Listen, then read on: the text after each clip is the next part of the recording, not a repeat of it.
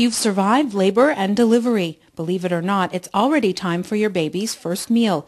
Newborns instinctively want mother's breast within the first hour after birth, so now is a good time to let her start sucking. In the first few days of the postpartum period, the mother has colostrum. That will change to transitional milk within about 3 to 5 days, and that's when mothers experience that heaviness or fullness of their breasts. They feel that their breasts are getting warmer, that the veins are much more prominent, and that signals that you're having an increase in milk production.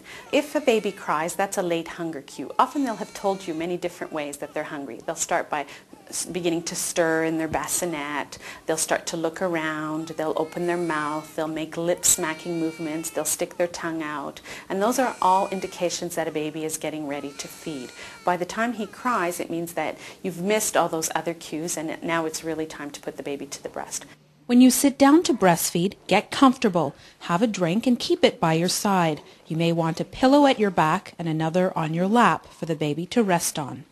It's important that her feet are flat on the floor so that she's not straining her shoulders. She wants to bring the baby to the level of the breast and the baby's mouth opposite to the baby so that the baby is being brought to the breast and not the breast to the baby. The letdown reflex is a gentle pressure or tingling feeling in the breast which signals the involuntary flow of milk when a mother prepares to nurse, hears a baby crying, or talks about her baby. Expressing milk may be done manually or with a commercial breast pump. There are 3 main positions to choose from when holding the baby to breastfeed. What you need for a newborn is what we call the cross-cradle position. That's where the mom has the baby's head in her arms. She's a little big for a newborn, and she holds the breast like this. And then what you need to do is tease the baby's upper lip, not the lower lip, the upper lip with the nipple like this. And the baby will go. For football hold, you have the baby again tucked under your arm, and you do the same thing. You go nibble, nibble, nibble. You hold again, you have the head in your hand, and when the baby's mouth goes, you go shove. Tuck, baby's on.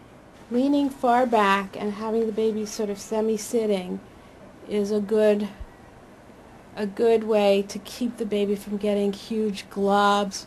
The women who shoot their milk across the room when they have a letdown reflex.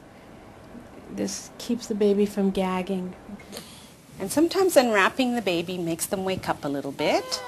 Gently stroking the baby's lips with your nipple or brushing his cheek with your hand may also help wake him up to prepare to latch on. We're going to make sure that he's in good alignment. His ear, shoulder, and hip are in a nice straight line. How your baby is attached at the breast is key. This is called latching on. If the baby is in the right position and his mouth is on the nipple or on the breast properly, then 90% of breastfeeding problems just never happen.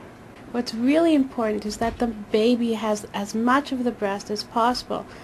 And in most women, it's pretty much the whole areola, the whole brown part of the breast should be in the baby's mouth. To get the baby to latch on, often we'll use the nipple to stroke the baby's cheek, and the baby will turn his head and open his mouth and go on the breast. He'll also stick out his tongue and get ready to feed. You have to get that nipple not only into the baby's mouth, but touching the roof of the mouth.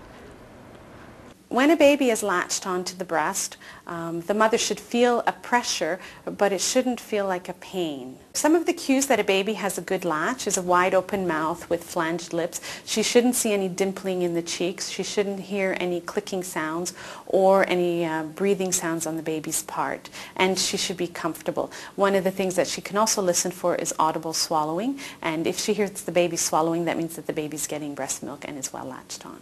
If the baby is sitting there and you see the little fishy lips, 5 minutes later your nipples will be sore, cracked. You'll be like going, ah, ah, ah, ah.